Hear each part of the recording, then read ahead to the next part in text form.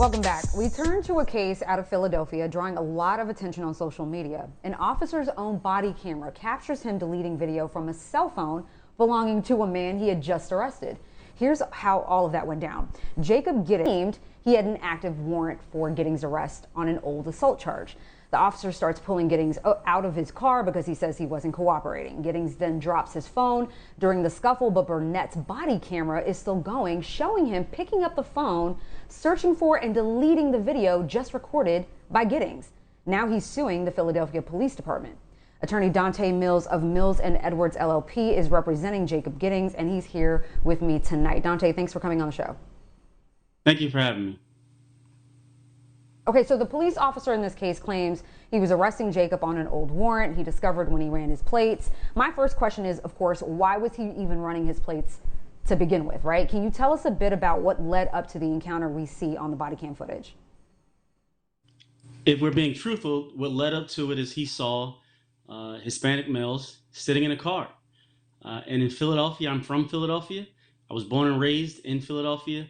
And I know how police officers react. I've had many times where I was sitting in my car and police either ran my plates or passed that altogether and just came to my door, told me to give them my ID so they can run it. So there is no reason that I can give you for the police officers running their plate other than that's what happens to us. Now, I'm assuming that Donte, like many people, felt the need that he needed to record this encounter with police officers, correct? Yeah, so Mr. Giddings, just like we do, the police officer, when Mr. Giddings was sitting in his car, the police officer walked up and opened his door and told him to give him his license and step out of the car. Mr. Giddings was nervous because that should not happen. And there was no explanation for why it was happening. So what he did is he pulled out his phone and he said, I'm going to record to protect myself in case I have to show my attorney or whatever this turns into. And I think you understand that, especially the world we're in right now. And we can all talk about the George Floyd case where it was initially reported as a medical condition that he sustained while in the custody of police. But the video officers not wearing body cameras, and if they are wearing body cameras, to have the ability to turn them off and on when they please. But this officer actually had a body cam that he was wearing, and it was recording. What do you think was actually going through his mind? I mean, he had a camera on, and it was in full view of what he was doing with your client's phone. Well, you would think, listen, is this America's dumbest criminal where the officer committed a crime and he deleted the video thinking that would make him okay, despite the fact that he had a body camera on him. But the reality is this: police officers protect themselves.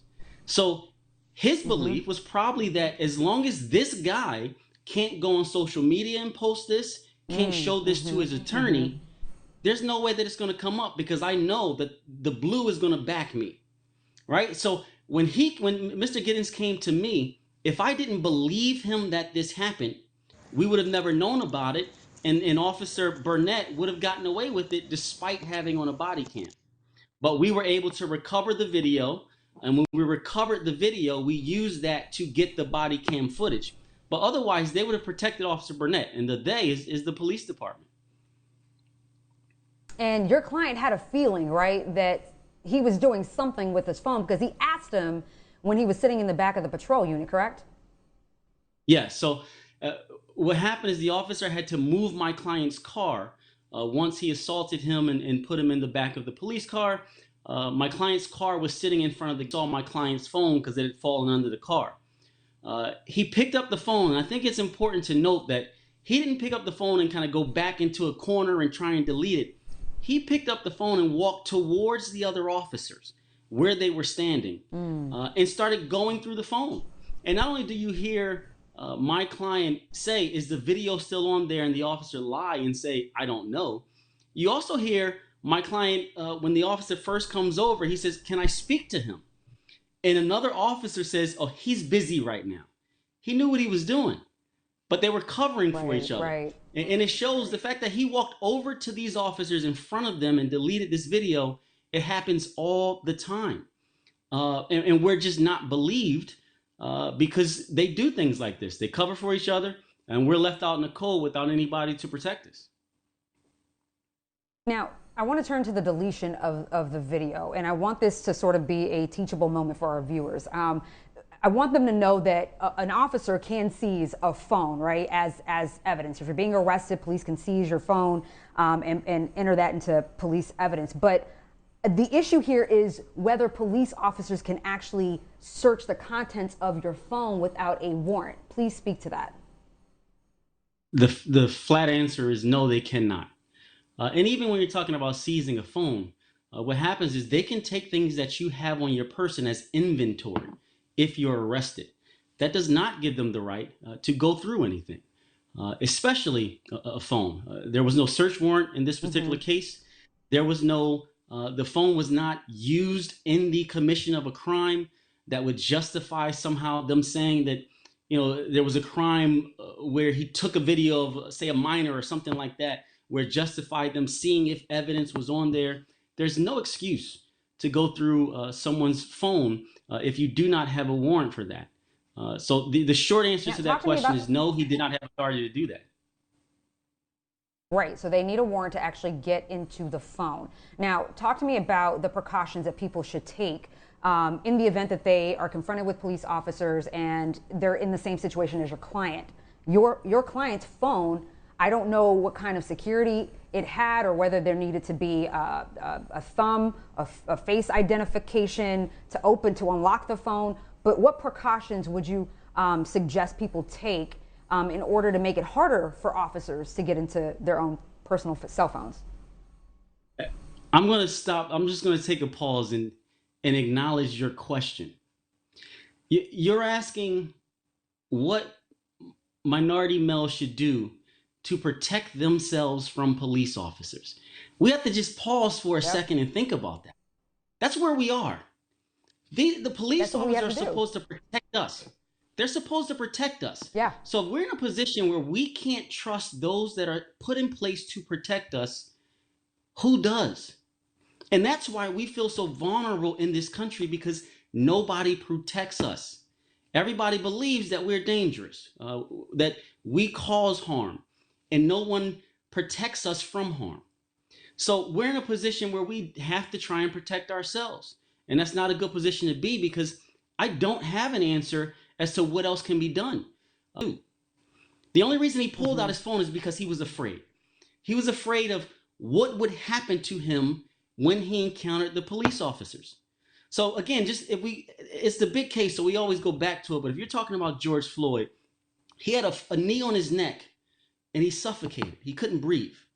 But there's more than one way to suffocate somebody. So if we're living in a country that we can't be comfortable interacting with police officers, that's suffocation. Every time a police officer pulls us over, our heart stops and we can't breathe.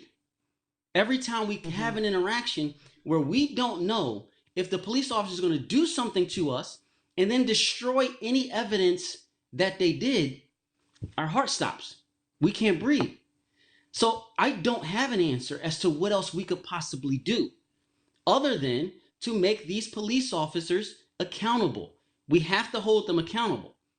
And the way we do that, obviously, Officer Burnett should not have a job. He can't be trusted to police our communities. But the officers that allowed him to do this, that saw him doing this, didn't report him and didn't stop him, have to be held accountable as well. Because when you say, if you're an officer and you see a police officer commit a crime like obstruction of justice and you don't do anything, you're going to be held responsible for that crime as well, a conspiracy charge. Because think about it, if we go into the store together and you steal something from that store and I walk in and out of that store with you, although I didn't steal it myself, I'm charged with you. Why doesn't that happen to police officers? If you see a police officer commit a crime and you don't stop them or report it, you have to be held accountable. Because what that will do is those police officers will say, I'm not going to jail for you. You want to assault this kid. I'm not going to jail for that. I'm not letting you do that. You want to delete evidence and tamper with evidence. If it comes out, I'm getting in trouble. So I'm not going to let you do that. Right. So there's nothing that we can do, but there shouldn't be anything that we have to do. These are the people that are supposed to protect us. I hear you, Donte, but in the climate that we're living in, we know that the rules of the game are rigged against us. So what I would say is never have your phone set to unlock with a thumbprint, a face identification, have it with a password so it's not as easy to get in. And one of the other tips is what your client did, and that was record the entire encounter so that we could actually see this officer trying to delete it. I want to make sure that our viewers know that we did reach out to the Philadelphia Police Department, and they released a statement saying that the incident is currently under investigation with their Internal Affairs Bureau, and the officer involved has been placed on administrative duty status pending the outcome of the internal investigation. Attorney Donte Mills, I appreciate you for coming on, and hopefully we can have you back. Thank you very much. All right, guys, we have more making, of course, we've got more making the case after the break.